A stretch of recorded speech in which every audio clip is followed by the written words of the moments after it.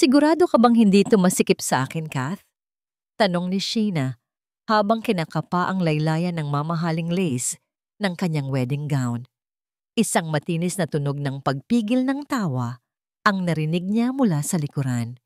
Hindi ito galing sa mga staff ng butik, kundi isang pamilyar na tunog na nagpatayo ng balahibo sa kanyang batok. Sa loob ng 2 taon, simula nang mawala ang kanyang paningin, natutunan ni Sheena na ang dilim ay hindi lamang kawalan ng liwanag, kundi isang lugar kung saan ang mga kasinungalingan ay mas malakas ang tunog kaysa sa katotohanan. Huminga siya ng malalim, pilit na iwinawaksi ang kaba. "Bes, ano ka ba?" Mabilis na sagot ni Catherine. Ang boses nito ay biglang naging matamis at puno ng lambing. Naramdaman ni Sheena ang paghawak ng kaibigan sa kanyang balikat. Ang mga daliri nito ay mariin, halos bumaon sa kanyang balat. "Perfect ang fit sa'yo, Sheena. Para kang manika. Isang napakagandang manika na walang magawa, kundi magpasalamat." Kumunot ang noo ni Sheena. May kakaiba sa tono ni Catherine. Parang may halong pangiinsulto sa likod ng papuri. "Salamat, Kath," sagot na lang ni Sheena. Pilit nang ngumingiti. "Buti na lang nandito ka. Hindi ko alam ang gagawin ko kung wala ka at si Bruce." "Nako, para saan pa ang best friend, di ba?" Narinig ni Sheena ang pagbukas ng pinto ng fitting room. Ang pamilyar na yabag ng sapatos na balat ay pumasok sa silid. Amoy pa lang, alam na niya. Mamahaling leather at mint. Si Bruce. Wow! Bulalas ni Bruce. "Sheena, babe, you look expensive." Napangiti si Sheena, pero may kung anong kirot sa puso niya. Expensive. Hindi beautiful. Hindi radiant. Mahal. Parang isang bagay na nabibili. Naramdaman niya ang paglapit ni Bruce. Mainit ang hininga nito sa kanyang leeg. "Handa ka na bang maging Mrs. Altamirano sa susunod na linggo?" Bulong ni Bruce sabay halik sa kanyang pisngi.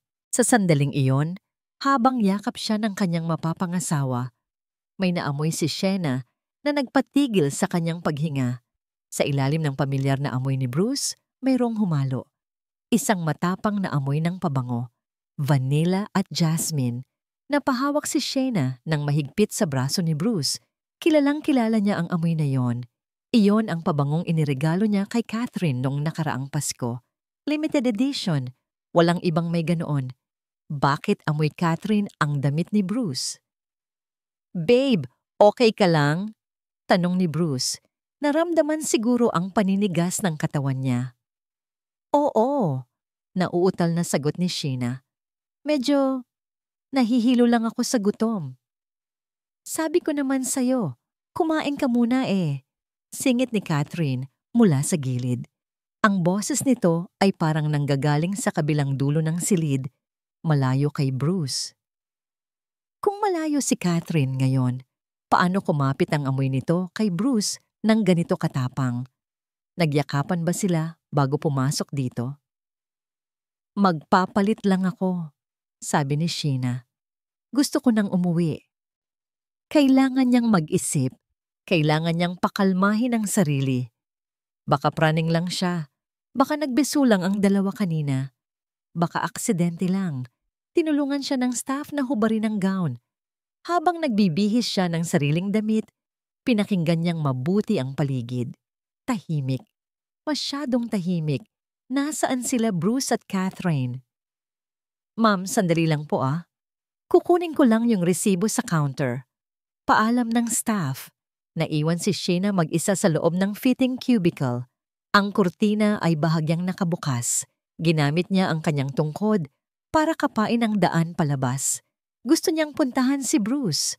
Gusto niyang marinig ang boses nito para mawala ang takot niya. Dahan-dahan siyang naglakad sa hallway ng butik. Narinig niya ang mahinang pag-uusap malapit sa comfort room sa dulo ng pasilyo. Tumigil si Sheena. Idinikit niya ang kanyang likod sa pader. Boses iyon ni Bruce, pero hindi ito ang malambing na boses na kausap niya kanina. Ito ang boses na minsan lang niyang narinig. Kapag kausap nito ang mga empleyado, boses na puno ng inis at pagmamadali. Oo na, alam ko, sabi ni Bruce, parang may kausap sa cellphone. Huminto sandali. Siya na napahawak sa kanyang dibdib. Kausap ba nito ang wedding coordinator? O baka tungkol sa negosyo? Tapos, narinig niya ang susunod na sinabi ni Bruce at parang gumuho ang sahig na tinatapakan niya. Huwag ka nang mainip. 2 linggo na lang. Pagkatapos ng kasal at kapag nakuha ko na ang pirma niya sa mga transfer documents, tapos na ang pagpapanggap na, to. Napatakip si Sheena ng bibig para pigilan ang pagsigaw. Tiisin mo na lang ang babaeng yan. Tandaan mo, ginagawa natin to para sa future natin. Pagkatapos nito, itatapon ko na siya kung saan siya nababagay, sa dilim. Isang malamig na pawis ang tumulo sa noo ni Sheena. Ang puso niya ay tumitibok ng mabilis, parang sasabog. Biglang bumukas ang pinto ng CR. Sheena? Boses ni Bruce. Nasa harap na niya ito. Eka, Sheena? Kanina ka pa ba dyan? Ang boses ni Bruce ay may halong lamig, malayo sa malambing na tono na nakasanayan ni Sheena. Napahigpit ang hawak ni Sheena sa kanyang tungkod. Ang puso niya ay parang sasabog sa kaba, pero alam niyang kailangan niyang umarte. Isang maling galaw, at baka hindi lang puso niya ang madurog. Kadarating ko lang. Pagsisinungaling ni Sheena, pinilit niyang garalgalin ang kanyang boses na parang isang batang takot na takot. Nawala ako, Bruce. Hindi ko makapa ang daan pabalik sa fitting room. Natakot ako. Naramdaman niya ang katahimikan ng ilang segundo. Tinitimbang siguro ni Bruce kung nagsasabi siya ng totoo. Pagkatapos, naramdaman niya ang mainit na palad ni Bruce sa kanyang balikat. Bumalik na ang lambing sa boses nito, pero ngayon, parang lason na ito sa pandinig ni Sheena. Sorry babe, may kausap lang ako sa opisina. Alam mo naman, stressed lang sa preparations. Halika na, ihahatid na kita pauwi. Sa buong biyahe pauwi, tahimik lang si Sheena. Nakatingin siya sa kawalan, pero ang isip niya ay naglalakbay sa bawat sandali ng relasyon nila. Lahat ba yun ay kasinungalingan? Pagdating sa bahay, sinalubong sila ni Catherine. Oh, bakit parang namumutla si Sheena? Tanong ni Catherine. Pagod lang siya, sagot ni Bruce. Babe, umakyat ka na muna sa kwarto. Magpahinga ka. Kami na ni Catherine ang bahala sa dinner. Tumangulang si Sheena. Gusto niyang mapag-isa. Gusto niyang isipin kung paano tatakasan ang kasal na ito. Dahan-dahan siyang umakyat sa hagdan. Kabisado na niya ang bawat hakbang. 16 na steps. May hawakan sa kanan. 1, 2, 3.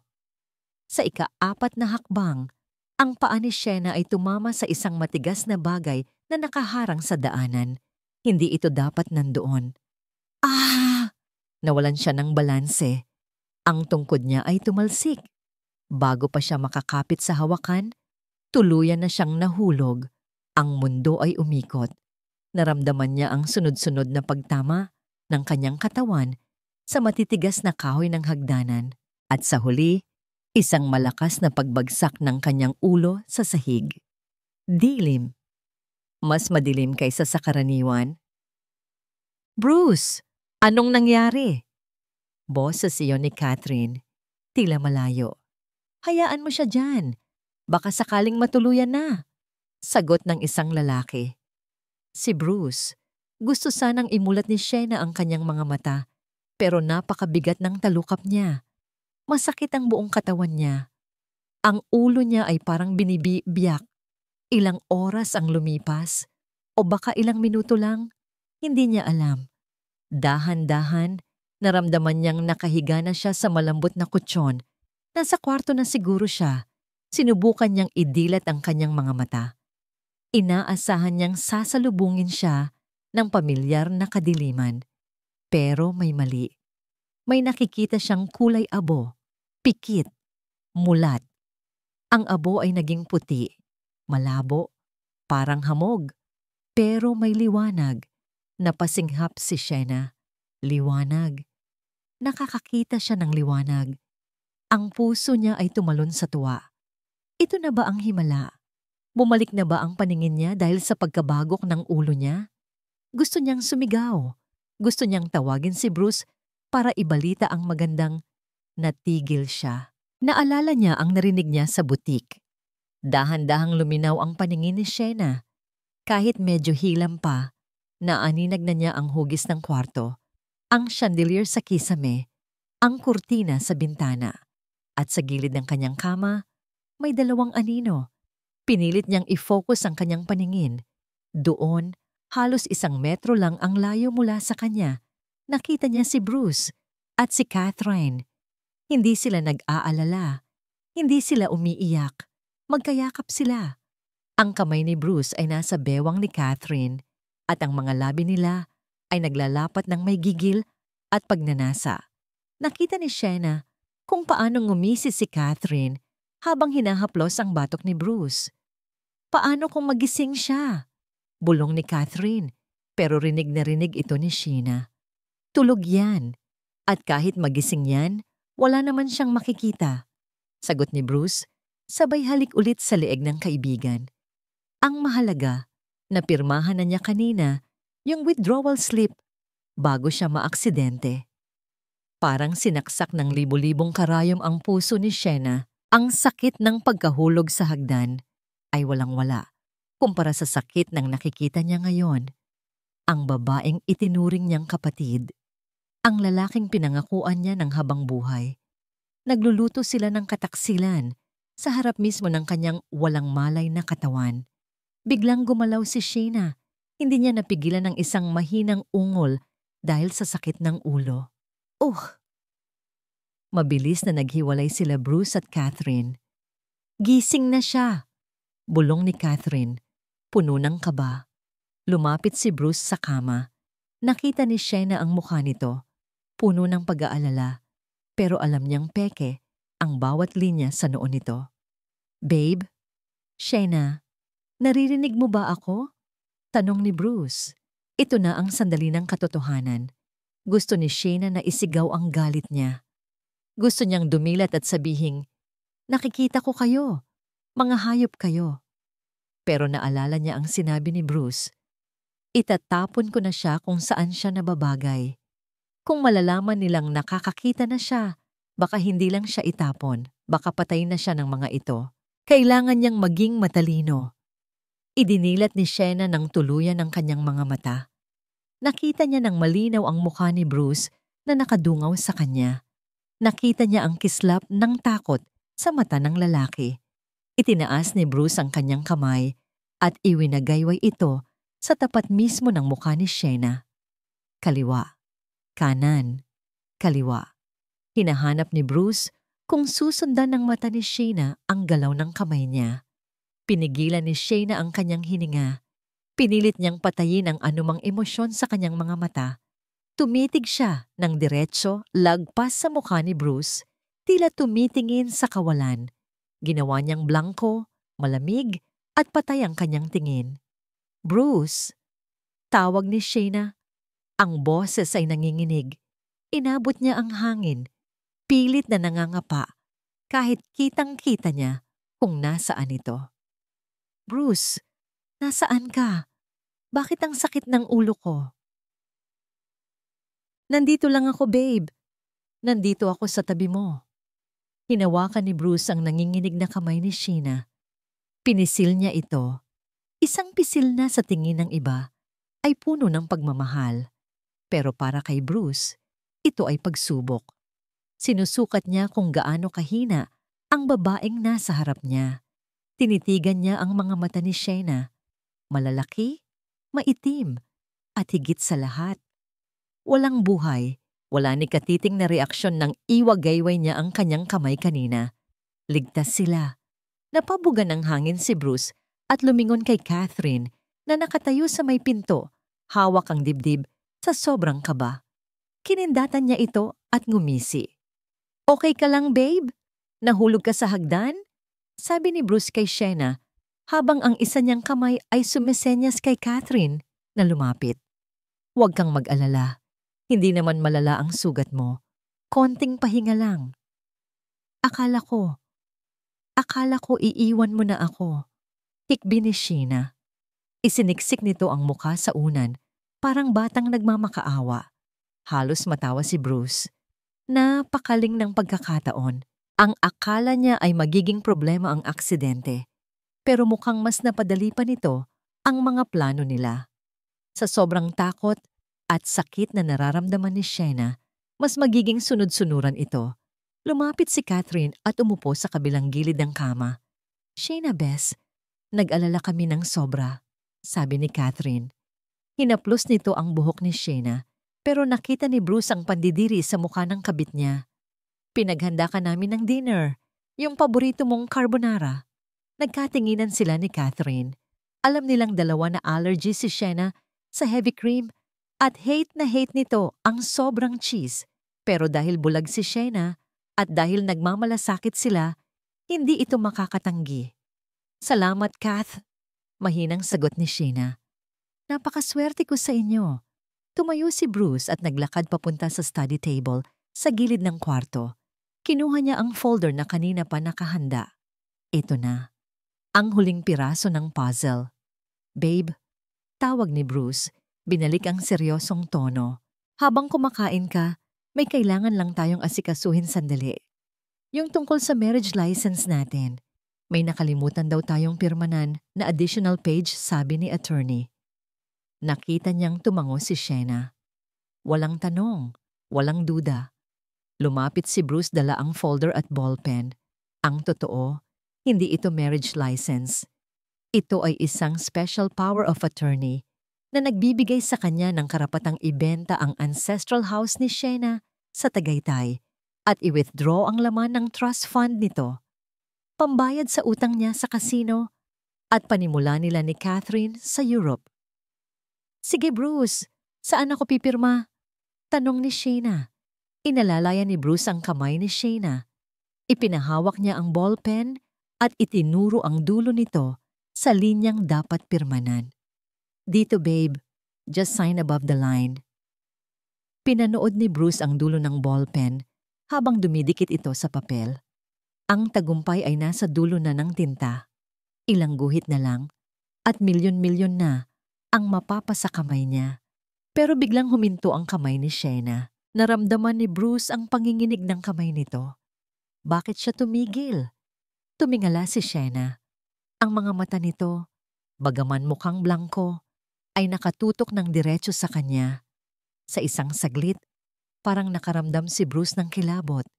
Parang may tumatagos sa kanya na hindi niya maipaliwanag. "Bruce."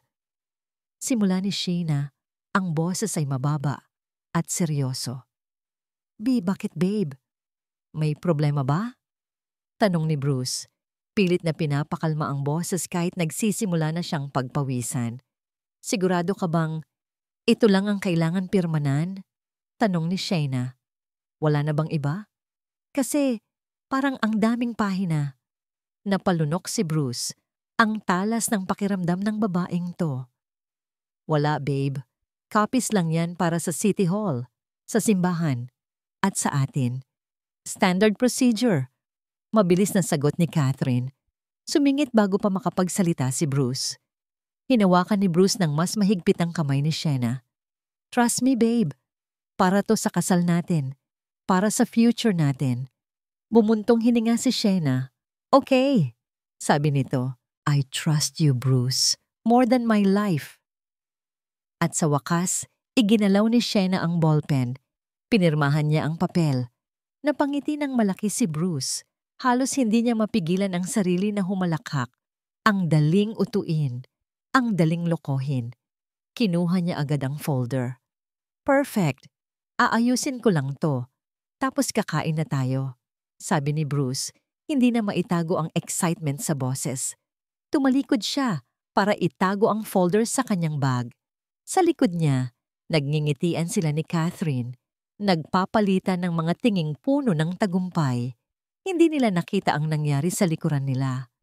Habang abala sila, Sa pagdiriwang ng kanilang tagumpay, si Shena na nakaupo sa kama ay dahan-dahang nagpunas ng luha. Hindi luha ng awa sa sarili, kundi luha ng galit. Nakita ni Bruce sa salamin ng cabinet ang refleksyon ni Shena. Nakayuko ito, nanginginig ang mga balikat. Umiiyak siguro sa tuwa dahil ikakasal na sila. Tanga. Kung alam lang ni Bruce na ang babaeng iyon ay nakadilat. Sa reflection sa salamin, kung nagmasid lang si Bruce ng maigi, nakita sana niya ang katotohanan. Ang mga mata ni Shena ay hindi luhaan dahil sa saya. Ito ay nakadilat ng malaki, matalim, at nakapako ng diretso sa imahe niya. Ang babaeng akala niya ay bulag na tupa na kanyang niloloko ay isa na palang lobo na nag-aabang ng tamang oras para sakmalin ang kanyang leeg. Inayos ni Bruce ang kanyang kwelyo, kampante at puno ng yabang, habang sa likuran niya, ang kanyang biktima ay nagsimula ng magbilang ng araw bago ang kanyang pagbagsak. Narinig ni Shena ang tunog ng makina ng sasakyan ni Bruce na papalayo. Kasunod nito ay ang pagsara ng gate. Katahimikan. Sa loob ng 2 taon, ang katahimikan ang naging bilangguan ni Shena. Pero ngayon, ito ang kanyang sandata. Dahan-dahang iminulat ni Shena ang kanyang mga mata. Wala na ang blangkong tingin. Ang pumalit ay isang matalim at nag-aalab na puot. Tumayo siya mula sa sofa kung saan siya iniwan ni Bruce na may bilin na, "Huwag gagalaw." "Huwag gagalaw?" bulong ni Shena sa sarili habang tinitignan ang marangyang sala na binayaran ng pera ng kanyang pamilya. "Masyado na akong matagal na hindi gumagalaw, Bruce. Oras na para ako naman ang kumilos." Tinanggal niya ang kanyang dark glasses at inilapag ito sa mesa. Mabilis siyang umakyat sa 2nd floor patungo sa home office ni Bruce. Ito ang kwartong laging nakakandado. Ang kwartong bawal pasukin ng mga katulong at lalo na ni Shena noong siya ay bulag pa. Pero nakalimutan ni Bruce na ang susi ay itinatago nito sa ilalim ng paso sa hallway. Nakita niya yon kahapon habang natutulog siya sa kwarto at sumilip sa siwang ng pinto. Kinuha ni Shena ang susi. Click! Bumukas ang pinto. Bumungad sa kanya ang amoy ng sigarilyo at alak. Magulo ang mesa. Agad siyang lumapit sa vault na nasa likod ng painting. Alam niya na may vault doon dahil minsan niyang narinig ang beep ng digital keypad habang kausap siya ni Bruce noon. Ang problema? Ano ang code? Sinubukan niya ang birthday ni Bruce. Error. Sinubukan niya ang birthday niya. Error. Sinubukan niya ang anniversary nila. Error. Napapikit si Shena. Isipin mo, Shena, kung ikaw ang demonyong si Bruce, ano ang pinakamahalaga sa'yo? Catherine. Nanginginig ang mga daliri ni Shena habang pinipindot ang birthday ng kanyang best friend. 0815. Beep. Click. Bumukas ang vault. Napatawa ng mapakla si Shena. Napaka-predictable mo, Bruce. Sa loob, tumambad sa kanya ang baho ng katotohanan. Hindi pera ang laman, kundi mga problema. Kinuha niya ang isang makapal na envelope. Final demand letter. Galing sa isang kilalang casino shark. Ang utang ni Bruce ay umaabot na sa 50 milyong piso. At ang collateral? Ang ancestral house ni Shena at ang shares niya sa kumpanya. Kinuha niya ang cellphone niya at mabilis na kinunan ng litrato ang bawat pahina. Sa ilalim ng mga demand letter, may nakita pa siyang isang maliit na USB at isang stack ng photos. Tinignan niya ang mga litrato. Si Bruce at Catherine nasa Boracay. Si Bruce at Catherine sa Paris. Ang mga pets sa litrato ay noon pang bago maaksidente si Shena. Habang siya ay nasa ospital at nag-aagaw buhay, sila ay nagpapakasasa sa ibang bansa gamit ang pera niya. Mga hayop. Nanggigil na bulong ni Shena. Tumulo ang luha sa kanyang pisngi pero agad niya itong pinunasan. Hindi ito ang oras para umiyak. Biglang tumunog ang doorbell. Natigilan si Shena. Sinundan ito ng tunog ng pagbukas ng main door. May duplicate key si Catherine. "Bruce, naiwan ko yung charger ko." Sigaw ni Catherine mula sa ibaba. Nanlaki ang mata ni Shayna. Ang mga yabag ni Catherine ay paakyat na ng hagdan. Mabilis pa sa 4:00, binalik ni Shayna ang mga papel sa vault. Isinara niya ito at inayos ang painting. Kailangan niyang makalabas. Pero nasa hallway na si Catherine. Walang ibang daan. Nakita ni Shayna ang CR sa loob ng office. Pumasok siya doon ng dahan-dahan at iniwang nakaawang ng kaunti ang pinto. Binuksan niya ang gripo. Bumukas ang pinto ng office. "Bruce?" Tawag ni Catherine. Lumabas si Shayna mula sa CR. Suot na ulit ang dark glasses. Ang kamay ay nangangapa sa hangin. "Kath?" Tawag ni Shayna. Ginawang inosente ang boses. Napatalon si Catherine sa gulat. "Shayna, anong ginagawa mo dito?" Narinig kong parang may pumasok. Pagsisinungaling ni Shayna. Hinanap ko si Bruce. Kala ko nandito siya. Tapos, naiihi ako. Kaya pumasok ako sa CR dito. Mali ba ako nang napasukan? Tinitigan siya ni Catherine. Ramdam ni Shayna ang mapanuring mata nito. Nakatayo si Shayna, nagpapanggap na walang malay sa paligid, habang sa likod niya ay ang vault. Nakakatapos lang niyang buksan. "Wala si Bruce, Shayna," mataray na sabi ni Catherine. "At bawal ka dito. Dito nagtatrabaho si Bruce." "Sorry, Kath. Ang dilim kasi ng paningin ko. Naliligaw ako minsan." Sagot ni Shayna. Sabay yuko para itago ang nangisi sa kanyang labi. "Sige na, bumaba ka na. Ihahatid na kita sa kwarto mo bago ako umalis." Iritabling sabi ni Catherine. Hinawakan nito ang braso ni Shayna ng padabog at kinaladkad siya palabas. Nang maihatid siya sa kwarto at makaalis na si Catherine, muling idinilat ni Shayna ang kanyang mga mata. Bumaling siya sa study table sa kwarto niya. Nandoon ang binder ng wedding ceremony plan na iniwan ni Catherine kanina. Binuksan ito ni Shayna, binasa niya ang script ng seremonya. Sa parteng exchange of vows, may nakasulat na note sa gilid, sulat kamay ni Bruce. "Change standard vow to, I, Shayna, give thee all my earthly goods and dominion. Make sure the lawyer is witnessing this part." Gusto nilang gawing legal contract ang mismong kasal. Kinuha ni Shayna ang isang pulang ballpen. Sa pahinang iyon, gumuhit siya ng isang malaking X. Madiin, halos mapunit ang papel. "Gusto niyo ng palabas?" Bulong ni Shayna sa hangin. Ang mga mata ay nagliliyab sa puot at determinasyon. "Pagbibigyan ko kayo. Ito ang magiging pinakamahal at pinakamadugong palabas na mapapanood ninyo." Tinitigan ni Catherine ang sarili sa salamin ng powder room. Perfect. Ang suot niyang pulang cocktail dress ay hapit na hapit sa kanyang katawan na mas lalong nagpapalitaw sa kanyang kaputian. Ito ang gabing dapat siya ang magningning, kahit papangalan ni Shayna ang nakalagay sa invitation card. "Despedida de soltera," bulong ni Catherine sabay ngisi. "Paalam sa pagiging dalaga, Shayna. At hello sa impyernong buhay na inihanda namin ni Bruce para sa'yo." Lumabas siya ng powder room at bumalik sa party hall. Ang mga bisita ay nagkakagulo sa paligid ni Shayna. Nandoon ang best friend niya, nakaupo sa gitna. Suot ang isang purong puting bestida na nagmumukhang anghel. Ang lahat ay nakatingin kay Shayna nang may halong awa at paghanga. Kawawa naman siya ano. Ang ganda pa naman. Pero bulag. Narinig ni Catherine na bulong ng isang bisita. Napahigpit ang hawak ni Catherine sa stem ng wine glass na hawak niya.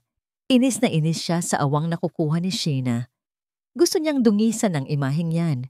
Gusto niyang makita ng lahat kung gaano kalampa at katanga ang babaeng ito. Kumuha siya ng panibagong baso ng red wine. Puno. Kulay dugo. Lumapit siya kay Shayna nang may pekeng ngiti. "Bes, nandito na ako." Masiglang bati ni Catherine. "May gusto ka bang inumin? Kukuha sana kita ng juice pero parang mas bagay sa'yo ang wine tonight. Celebration to, di ba?" Hindi hinintay ni Catherine ang sagot ni Shayna. Inabot niya ang baso sa kamay ni Shayna pero sinadya niyang bitawan ito bago pa man mahawakan ng maayos ng kaibigan. Ang plano, matatapon ng wine sa puting damit ni Sheena. Magmumukha itong duguan. Pagtatawanan ito ng lahat o kaya ay kaaawaan lalo dahil sa pagiging lampa. Either way, sira ang gabi nito. Eto na, abutin mo. Pero bago pa man bumagsak ang baso, biglang gumalaw ang kamay ni Sheena. Mabilis. Sa halip na saluhin, parang aksidenteng nahawi ni Sheena ang baso pabalik. Splash! Naramdaman ni Catherine ang malamig na likido na bumuhos sa kanyang dibdib, pababa sa kanyang tiyan, at mamahaling pulang dress. Napasinghap ang lahat ng bisita. Nanlaki ang mata ni Catherine. Ang dress niya. Ang designer dress niya na worth 50,000 pesos. Ay, sorry. Sigaw ni Sheena. Ang mukha ay puno ng gulat. Sorry, Kath. Hindi ko nakita. Akala ko inaabot mo sa kanan. Nanginginig si Catherine sa galit. Gusto niyang sampalin si Sheena. Gusto niyang isigaw na sinadya yun ng babae. Pero paano? Bulag ito. Paano nito matatansya ang galaw na yun? Oh, okay lang, Bes. Sagot ni Catherine. Bagaman halos mabasag ang ngipin niya sa gigil. Aksidente lang. Kumuha si Sheena ng tissue at nagsimulang punasan ang damit ni Catherine. Pero sa halip na makatulong, lalo lang nitong ikinalat ang mantsa. Lumapit si Sheena sa tainga niya. Sorry talaga, Kath. Bulong ni Sheena. Ang boses nito ay mababa. At sa isang saglit, parang nawala ang pagka-inosente nito. Alam mo naman, minsan, ang mga bagay na hindi para sa atin, kapag pinilit nating hawakan, nakakamantsa. Natigilan si Catherine.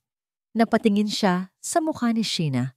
Nakasuot pa rin ito ng dark glasses. Walang emosyon. Guni-guni lang ba niya yon? O may ibang ibig sasabihin si Sheena? Ma'am Catherine? Tawag ng wedding coordinator na biglang lumapit. Dala ang laptop. Kailangan na po namin yung file para sa video presentation sa kasal. Yung pictures po nila Sir Bruce at Ma'am Sheena. Nainis si Catherine. Basang-basa siya ng alak at heto ang coordinator. Nanggugulo. Nasa bag ko. Kunin mo na lang. Bulyaw ni Catherine sabay turo sa bag niya na nakapatong sa mesa sa tabi ni Sheena. Dali-daling nagtatakbo si Catherine pabalik sa CR para maglinis. Buwisit na gabi. Buwisit na Sheena. Habang nagkukuskus siya ng mantsa sa CR, hindi na niya nakita ang nangyayari sa labas.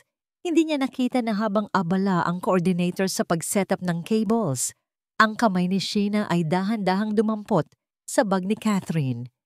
Hindi niya nakita kung paano pinalitan ni Sheena ang USB na inabot ni Catherine ng isang identical na USB na galing sa sariling bulsa ni Sheena. Paglabas ni Catherine, nakita niyang hawak na ng coordinator ang USB. Okay na po, Ma'am Catherine. Nakopy na po namin. Nakangiting sabi ng coordinator. Ngumiti si Catherine. Bagaman may mantsa pa rin ang damit niya. At least, okay na ang video. Ang video na puno ng mga sweet photos na magpapaniwala sa lahat na perpekto ang relasyon ni na Bruce at Sheena habang sa likod nito ay nilololoko nila ang lahat. Good, sabi ni Catherine habang tinitignan si Sheena na tahimik na nakaupo at umiinom ng tubig. Make sure it plays perfectly. Wala siyang kaalam-alam na ang perfectly para kay Sheena ay may ibang kahulugan. Makok. Ang buong simbahan ay amoy bulaklak ng Casablanca lilies. Ang paborito ni Sheena, pero ngayon, ang amoy nito ay parang sa punerarya. Nakatayo si Sheena sa harap ng malaking salamin sa bridal room. Ito na ang araw. Ang ganda mo, anak, sabi ng kanyang mommy habang inaayos ang belo niya. Siguradong matutuwa ang daddy mo kung nakikita ka niya ngayon mula sa langit. Napangiti si Sheena ng mapait. Kung alam lang ng mommy niya na ang lalaking pakakasalan niya ay ang mismong demonyong uubos sa pinaghirapan ng daddy niya. Mom, hawak ni Sheena sa kamay ng ina. Huwag kang mabibigla sa mangyayari mamaya, ha? Basta tandaan mo, mahal na mahal kita. Ginagawa ko ito para sa atin. Kumunot ang noo ng mami niya. Anong ibig mong sabihin, anak? Basta mom, just trust me. Tumunog ang pinto. Time to go, bride. Sigaw ng coordinator. Inalalayan si Shayna palabas. Habang naglalakad siya sa aisle, narinig niya ang bulungan ng mga tao. Ang swerte ni Bruce, sabi ng isa. Sayang lang at bulag. Sagot ng isa pa. Nakarating siya sa altar. Naramdaman niya ang kamay ni Bruce na humawak sa kanya. Malamig. Pawisan. You look stunning, Shayna, bulong ni Bruce. You smell nervous, Bruce, sagot ni Shayna ng mahina. Sapat lang para marinig ng lalaki. Naramdaman niya ang bahagyang pagtigil ni Bruce. Aha? Excited lang ako, babe. Nagsimula ang seremonya. Ang pari ay nagsasalita tungkol sa pag-ibig, katapatan at sakripisyo. Mga salitang walang halaga para sa lalaking katabi niya. Nasa gilid ng altar si Catherine, ang maid of honor, na sigurado siyang nakangiti ng maluwag ngayon. Iniisip na tagumpay na sila. Nakarating sila sa parteng pinakahihintay ni Bruce. Do you, Bruce, take Shayna to be your wedded wife? I do. Mabilis na sagot ni Bruce. And do you, Shayna? Biglang may tumunog na feedback mula sa microphone. Screech! Tumahimik ang lahat. Sandali po, Father, biglang sabi ni Shayna. Ang boses niya ay malinaw at matatag. Binitawan niya ang kamay ni Bruce. Bago ako sumagot, sabi ni Shayna habang humaharap sa mga tao kahit nakasuot pa rin siya ng dark glasses. May gusto muna akong itanong sa lahat ng nandito. Nagbulungan ang mga tao. Naramdaman ni Shayna ang paglapit ni Bruce. Shayna, anong ginagawa mo? Gigil na bulong ni Bruce. Sumagot ka na ng I do. Hindi siya pinansin ni Shayna. Tinanong ng pari kanina kung may tumututol ba sa kasal na ito. Patuloy ni Shayna. Wala ni isa sa inyo ang sumagot. Pero ako meron. Shayna! Sigaw ni Catherine mula sa gilid. Nababaliw ka na ba? Dahan-dahang inangat ni Shayna ang kanyang kamay patungo sa kanyang mukha. Hinawakan niya ang gilid ng kanyang salamin. Tutol ako, sabi ni Shayna. At sa isang mabilis na galaw, hinubad niya ang salamin at ibinato ito sa sahig. Crack! Nabasag ang lente. Bumungad sa lahat ang kanyang mga mata. Hindi na ito blanko. Hindi na ito walang buhay. Ang mga mata niya ay buhay na buhay, matalim, at nakapako ng diretso kay Bruce. Tutol ako, ulit ni Shayna, habang diretsyong nakatingin sa nanlalaking mga mata ni Bruce. Dahil ang groom ay kasalukuyang nakikipag-text sa kanyang kabit na nagkataong ang maid of honor ko at nagtatanong kung naitransfer na ba ang pera ko sa account nila. Napasinghap ang buong simbahan. Namutla si Bruce, parang nakakita ng multo. Nakakakita ka? Utal na tanong ni Bruce, halos hindi makahinga.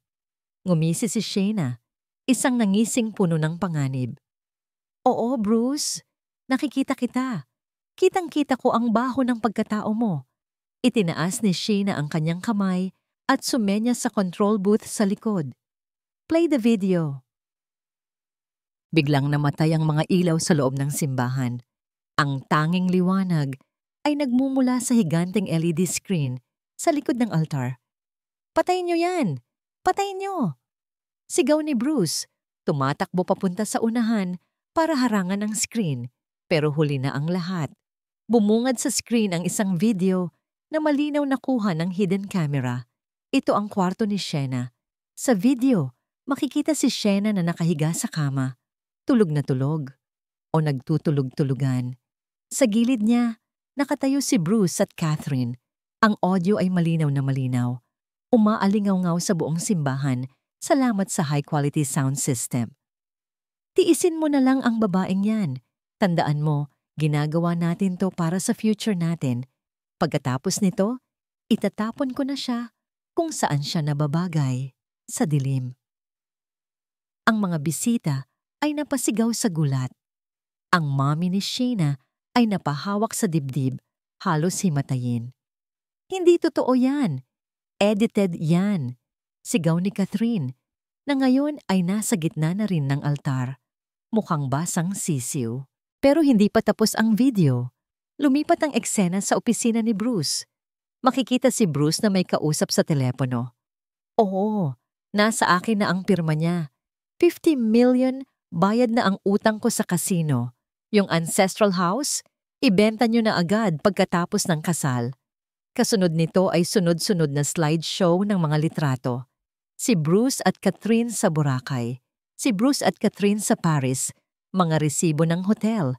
Mga bank transfer slips na nagpapakita ng pera ni Sheena na pumapasok sa account ni Catherine.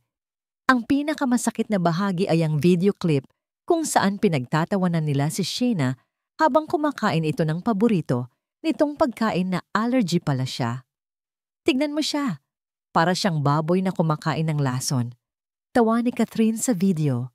Sa loob ng simbahan ang gulat ay napalitan ng galit. Ang mga bulungan ay naging sigawan. Walang hiya kayo. Sigaw ng isang tiyahin ni Sheena. Si Don Ramon, ang istriktong ama ni Bruce, ay tumayo mula sa upuan sa unahan. Pula ang mukha nito sa galit at kahihiyan. Bruce! Dagundong ng boses ni Don Ramon. Napalingon si Bruce sa ama niya. Dad, let me explain. AI lang to. Deepfake. Lumapit si Don Ramon at sa harap ng daan-daang bisita at kamera, isang malakas na sampal ang dumapo sa mukha ni Bruce. Pak! Tumalsik si Bruce sa sahig. Wala akong anak na magnanakaw at manloloko? Sigaw ni Don Ramon. Samantala, sinubukan ni Catherine na tumakas. Dahan-dahan siyang umaatras papunta sa side exit. Saan ka pupunta, Kath? Ang boses ni Sheena ay malamig. Parang yelo. Natigilan si Catherine. Lumingon siya at nakita si Sheena na nakatayo sa harap niya, hinarangan ng daan. Wala na ang tungkod. Nakatayo ito ng tuwid, puno ng kapangyarihan. Sheena, Bes, maniwala ka sa akin.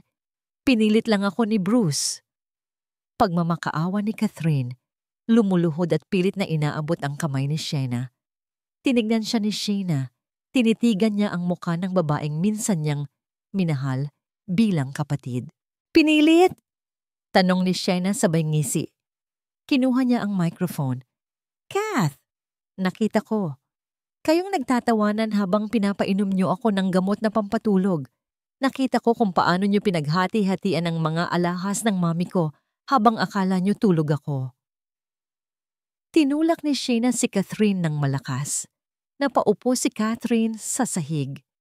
Ang kanyang mamahaling gown ay nagusot. Kasing dumi ng kanyang reputasyon ngayon. Umiiyak siya. Hindi dahil sa pagsisisi, kundi dahil nahuli siya. Akala niyo ba video presentation lang ang inihanda ko? Tanong ni Sheena sa microphone. Ang boses ay umaalingaw-ngaw sa buong simbahan. Tumingin siya sa main door ng simbahan. Officer! Sigaw ni Sheena. Kasabay ng isang malakas na kulog sa labas, bumukas ang malaking pinto ng simbahan. Pumasok ang 4 na pulis na naka-uniforme, kasama ang ilang NBI agents na naka-civilian attire. Ang tunog ng sirena ng mga patrol cars sa labas ay humalo sa tensyon sa loob. Natigilan ang lahat. Nilapitan ng hepe ng pulisya si Bruce na nakalupasay pa rin sa sahig matapos sampalin ng ama. Bruce Altamirano at Catherine Diaz, matigas na sabi ng hepe habang ipinapakita ang warrant of arrest. Huli kayo sa salang qualified theft, estafa at frustrated murder. Nanlaki ang mata ni Bruce. Namutla siya na parang bangkay. Ma-murder? Sigaw ni Bruce. Wala akong pinatay. Lumapit si Sheena. Tinitigan niya si Bruce sa mata. Yung aksidente ko sa hagdan? Malamig na sabi ni Sheena. May hidden CCTV sa hallway na hindi mo alam, Bruce. Nakita ng mga pulis kung paano mo nilagyan ng oil ang tapakan bago ako dumaan. At narinig sa audio recording kung paano mo pinigilan si Kath na tumawag ng ambulansya. Napanganga si Bruce. Wala siyang masabi. Ang sarili niyang kasakiman ang naging lubid na pambigti sa kanya. Posasan sila! Utos ng hepe. Agad na dinampot ng mga pulis si Bruce. Kinaladkad naman ng isang babaeng pulis si Catherine na nagwawala at sumisigaw. Siya na ang kasama mawas siya na. Bes, parang awa mo na. Huwag mong gawin sa akin to. Sigaw ni Catherine habang hinihila palabas. Tinignan lang sila ni Shena. Wala na siyang nararamdamang awa. Ang tanging nararamdaman niya ay ang gaan sa kanyang dibdib. Habang hinihila ng mga pulis ang 2 taksil palabas ng simbahan, napuno ang paligid ng tunog ng kamera ng mga bisita at media. Ito ang magiging headline bukas, ang pagbagsak ng mga Altamirano at ang pagbangon ni Shena. Nawala na ang ingay ng sirena. Ang simbahan, na kanina ay puno ng sigawan at kaguluhan, ngayon ay balot ng isang kakaibang katahimikan. Ang mga bisita ay nakaupo pa rin, hindi makapaniwala sa nasaksihan. Ang iba ay umiiyak. Ang iba ay nakatulala. Si Don Ramon, ang ama ni Bruce, ay nakayuko sa kanyang upuan. Tinatakpan ang mukha ng mga palad, ang dangal ng kanilang pamilya na iningatan niya ng ilang dekada ay nawasak sa loob ng ilang minuto dahil sa kanyang anak. Shena, huminga ng malalim. Nakatayo siya sa harap ng altar, mag-isa. Ang kanyang puting trahe de boda ay nagniningning sa ilalim ng ilaw ng chandelier. Kinuha niya ulit ang microphone. Pasensya na po sa inyong lahat, panimula ni Shena. Ang boses niya ay mahinahon na. Wala na ang galit, pero puno ng sinseridad. Alam ko na inabala ko kayo. Alam ko na hindi ito ang kasal na inaasahan ninyo. Tumingin siya sa kanyang ina na nasa front row, mugto ang mata pero nakangiti ng may pagmamalaki. Pero kailangan ko itong gawin, patuloy ni Shena. Hindi para maghiganti lang, kundi para bawiin ang sarili ko. Hinawakan niya ang kanyang mukha. Sa loob ng 2 taon, naniwala ako na dahil bulag ako, wala akong kwenta. Naniwala ako na kailangan ko ng iba para mabuo ako, pero mali ako. Tumingin siya sa malaking krus sa altar. Ang tunay na paningin ay wala sa mata, sabi niya habang ang isang luha ay tumulo sa kanyang pisngi. Nasa puso yon. At ngayon, malinaw na ang lahat. Humarap siya sa mga tao at ngumiti. Isang nangiti na abot hanggang mata, isang nangiti ng kalayaan. Kaya sa lahat ng nandito, imbis na reception, inaanyayahan ko kayong lahat sa isang freedom party. Ipagdiwang natin ang katotohanan, ipagdiwang natin ang paggising. Isang tao ang pumalakpak, ang mami niya. Sumunod ang kanyang mga tiyahin. At unti-unti, ang buong simbahan ay napuno ng palakpakan. Isang standing ovation para sa babaeng tumayong matapang sa gitna ng unos. Pagkalipas ng 1 oras, ang garden reception ay naging masaya. Wala na ang formalidad. Ang mga tao ay nagkwekwentuhan, kumakain, at nagtatawanan. Nakaupo si Shena sa isang bench sa ilalim ng puno. Hawak ang isang baso ng champagne. Tinatanggal niya ang kanyang sapatos. Masakit na ang paa niya sa heels. Congratulations! Sabi ng isang boses na baritono. Nag-angat ng tingin si Shena. Isang lalaking nakasuit ang nakatayo sa harap niya. Matangkad, moreno, at may maamong mukha. Attorney Dave? Gulat na tanong ni Shena. Siya ang private investigator lawyer na tinawagan niya noong nakaraang linggo para tumulong sa pag-iimbestiga. Shena, ngiti ni Dave habang inaabot ang isang panyo. You were brilliant out there. I've never seen anything like it. Kinuha ni Shena ang panyo. Salamat, Dave. Kung hindi dahil sa tulong mo, hindi ko magagawa to. Trabaho lang, sagot ni Dave. Pero may kislap sa mata nito na nagsasabing higit pa doon ang nararamdaman niya. Umupo ito sa tabi niya.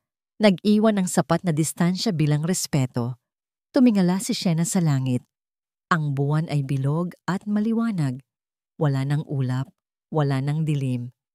So ano na ang plano mo ngayon, Miss Shena? Tanong ni Dave. Malaya ka na. Huminga ng sariwang hangin si Shena. Amoy damo, amoy cake at amoy pag-asa. Plano ko? Tanong ni Shayna sabay lingon kay Dave. Plano kong mabuhay. Yung totoong buhay. Walang takot, walang pagpapanggap, at higit sa lahat, itinaas niya ang baso ng champagne. Plano kong gamitin ang mga mata ko para makita ang ganda ng mundo na pilit nilang itinago sa akin. Nagklink ang baso nilang dalawa. Sa di kalayuan, tumutugtog ang banda ng isang masayang kanta. Ang buhay ay hindi natatapos sa isang heartbreak. Minsan, doon pa lang ito nagsisimula. Si Shayna, ang babaeng dating bulag sa pag-ibig, ay ngayon ang babaeng may pinakamalinaw na paningin sa kanyang kinabukasan. At ito ay napakaganda.